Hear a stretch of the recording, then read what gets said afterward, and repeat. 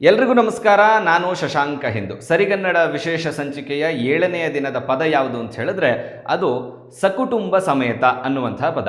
ಅನೇಕ ಈ ವಿವಾಹದ ಆಮಂತ್ರಣ ಪತ್ರಿಕೆಗಳಲ್ಲಿರಬಹುದು ಅಥವಾ ಶುಭ ಸಮಯದ ಯಾವುದೇ ಆಮಂತ್ರಣ ಪತ್ರಿಕೆಯಲ್ಲಿ ಸಕುಟುಂಬ ಸಮೇತರಾಗಿ ಬನ್ನಿ ಅನ್ನುವಂಥ ಪದವನ್ನು ಬಳಸಿರ್ತಾರೆ. ಅಂದರೆ ಕುಟುಂಬ ಸಮೇತರಾಗಿ ಬನ್ನಿ ಅನ್ನುವಂಥದ್ದು ಅದರ ತಾತ್ಪರ್ಯ ಆಗಿರುತ್ತೆ.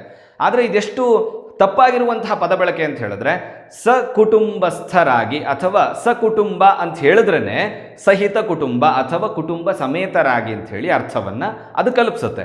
ಅದಾದ ಮೇಲೂ ಕೂಡ ಸಕುಟುಂಬ ಸಮೇತರಾಗಿ ಅನ್ನುವಂತಹ ಪದದ ಅವಶ್ಯಕತೆ ಇರುವುದಿಲ್ಲ. ಹಾಗಾಗಿ ಇನ್ನು ಮುಂದೆ ನೀವು ಈ ತಪ್ಪನ್ನು ಮಾಡೋದಿಲ್ಲ ಅಂತ ನಾನು ಭಾವಿಸ್ತೀನಿ. ಸಕುಟುಂಬಸ್ಥರಾಗಿ ಅಥವಾ ಸಕುಟುಂಬದವರಾಗಿ ಅಥವಾ ಕುಟುಂಬ ಸಮೇತರಾಗಿ ಅನ್ನುವಂಥ ಪದವನ್ನು ಬಳಸಿದ್ರೆ ಅದು ಸರಿಯಾದಂಥ ಪದಪ್ರಯೋಗ ಆಗಿರುತ್ತೆ.